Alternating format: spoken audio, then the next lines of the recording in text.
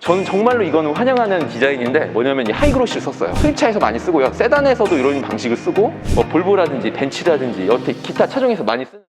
네, 안녕하십니까, 김벤치입니다. 오늘 전해드릴 소식은 보시다시피 스포티지가 실제로 전시되어 있는 곳에 나와 있는데요. 최상위 트림 시그니처의 그래비티는 아니고 일반 모델의 풀옵션입니다. 대신 파워트레인은 2.0이고 사륜구동을 뺀 풀옵션이라고 보시면 될 것 같습니다. 이제 썬루프도 있고 기타 뭐 크레엘 사운드, 모니터링 팩, 스타일도 있고요. 여러 가지 있는데 실제로 보면 어떤 느낌인지 어떤 기능들이 할지 이제 자세히 한번 실제로 만져도 보고 누워도 보고 한번 하는 시간을 갖도록 하겠습니다. 지금 바로 가시죠.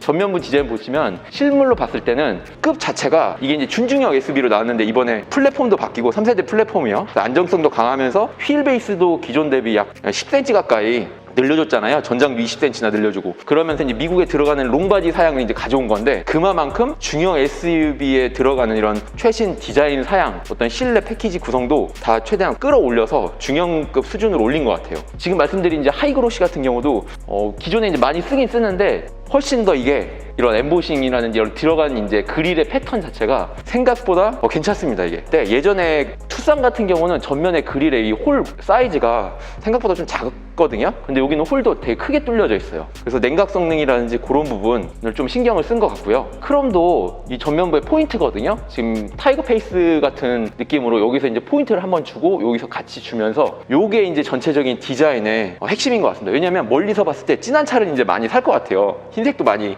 메인 컬러라서 사겠지만 중간에 대부분 진한 색인데 요 가운데 실버 톤으로 들어가서 괜찮은 것 같아요. 이게 보통 차 같은 경우는 동물을 연상하게 하는 경우도 많잖아요. 전면부나 후면부에서. 그런데 이 차는 동물보다는 약간 하이테크적이고 막 로봇 같은 그런 느낌이 있는 것 같아요. 그리고 측면부에서 봤을 때 요 지금 부메랑 같이 생긴 DRL 있잖아요. 생각보다 사이즈가 커요. 여기까지 옵니다. 헤드램프가 큰데도 그 안에서 조금 이렇게 디테일이 다 들어가 있어요. 측면에서 보시면은 전후 이렇게 길이가 좀 이렇게 상당히 크거든요. 근데 램프가 이제 4개가 아니라 2개가 들어가는 타입이라서 어떻게 이제 구성을 할까 했는데 디자인적으로 생각보다 잘 디테일이 살려져 있다라고 평가를 하고 싶습니다. 차 자체가 SUV 스타일이라면 이제 기존 세단하고 다르게 전체적인 전면부 이 범퍼의 높이 자체가 좀 크거든요. 옆에 보시면 이렇게 세단 있잖아요. K3 같은 경우는 이제 범퍼의 전체 면적 자체가 그렇게 크지 않잖아요. 전면부를 이제 심심하지 않게 디자인에 대한 요소를 다양한 형상, 소재, 컬러 요거를 어떻게 조합을 해서 이제 디자인적으로 좀 더 날렵해 보이고 좀 더 고급스럽고 그렇게 이제 대중적으로 잘 인식이 되게끔 멋진 차로 만들려고 하는 그런 디자인에 대한 고심이 있을 거잖아요. 그런 부분이 좀 살려져 있는 것 같아요.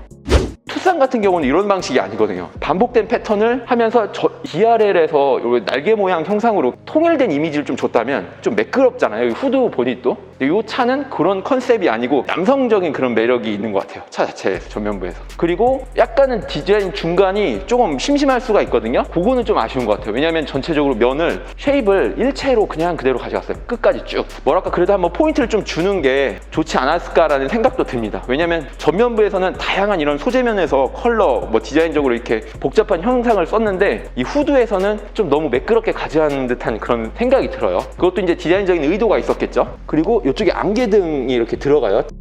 저는 정말로 이거는 환영하는 디자인인데 뭐냐면 이 하이그로시를 썼어요. 수입차에서 많이 쓰고요. 세단에서도 이런 방식을 쓰고 뭐 볼보라든지 벤츠라든지 여태 기타 차종에서 많이 쓰는데 요거가 이제 실제로는 플라스틱이에요. 플라스틱인데 이제 하이그로시가 가장 가성비 있게 가장 그 디자인적으로 고급스럽게 나타낼 수 있는 방식이거든요. 말 그대로 이거는 여기 위에다 도색을 할 필요가 없는 거예요. 끌어온 표면 자체를 처리하기 위해서는 금형 가공 기술 좀 받쳐줘야 되거든요. 블랙으로 원톤이 들어가지만 뭐 흰색하고도 배합이 생각보다 괜찮을 것 같고요. 그리고 진한색 컬러 진그레이거든요. 이 색깔하고도 배합이 괜찮습니다. 그래비티 트림으로 간다던가 기본 사양으로 가면 여기 이제 부식 처리가 돼서 나옵니다. 예전 차 SUV하고 비슷하게요. 하이그로시로 되면은 확실히 부식에 따른 백화 현상이라든지 좀 몇 년 탔을 때 훨씬 더 그런 현상이 없어서 디자인적으로도 그렇고 관리도 편하죠. 그렇다고 여기 이제 스크래치가 많이 날 거냐 그런 부분 좀 걱정을 했을 수 있는데 막상 차 타다 보면은 전후방 센서라든지 좀 여기 주차 보조 센서처럼 측면에 초음파 센서에 들어가잖아요. 센서가 많이 있기 때문에 그렇게 막 스크래치 날 걱정은 너무 안 하셔도 될 것 같아요.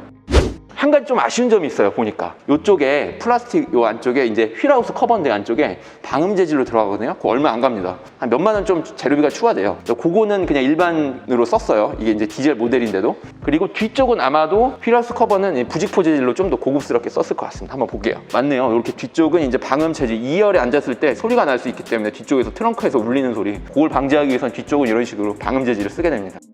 휠 디자인 어떠신가요, 여러분?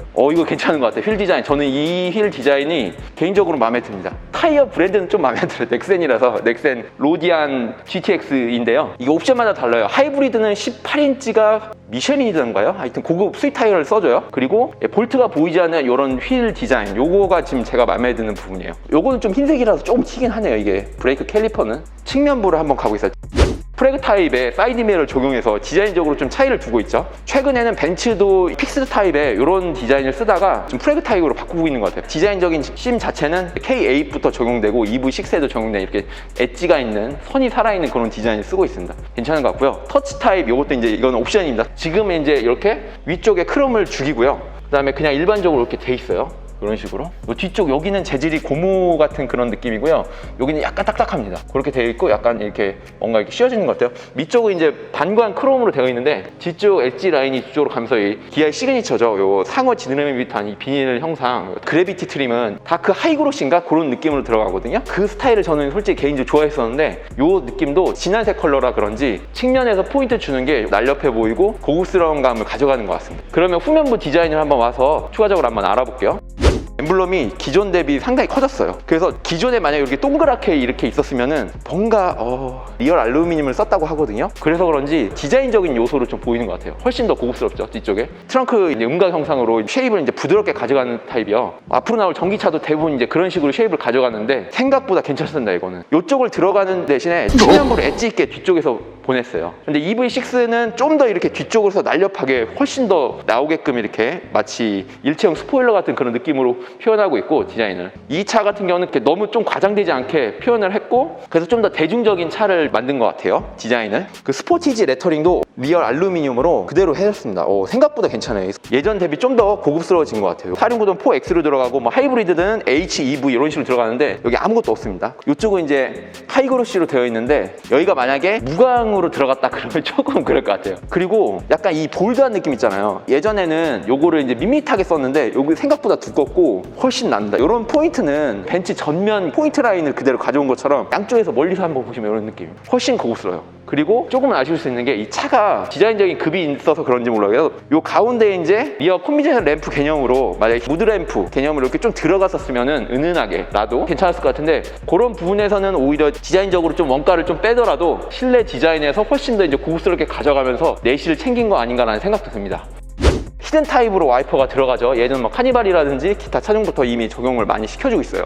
하이 포지션 리어 브레이크 제동등인데요. 이런 것도 디자인 괜찮은 것 같습니다. 이걸 좀 더 이제 각을 줘서 이쪽 밑쪽에서 주면서 포인트를 좀 엣지 있게 가져가면 디자인적으로 살았지 않았을까라는 생각도 해봅니다.